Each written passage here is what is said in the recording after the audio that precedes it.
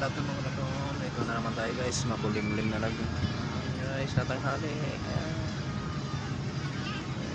Ulan na naman ngayon, no? Masama na naman panahon guys. Ayan. Yung makulimlim na panahon guys. Tanghali kapat yan.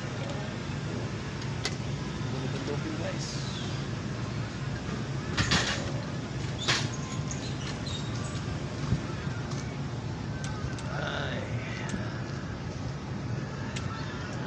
Dapat gawin ngayon, kaya inom ka na lang ng kape guys. Pili-pili ng kape guys, pili ng kape. Kape, masarap na kape.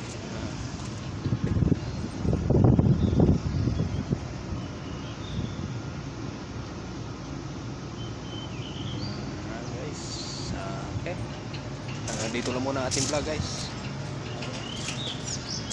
Okay, thank you for watching guys.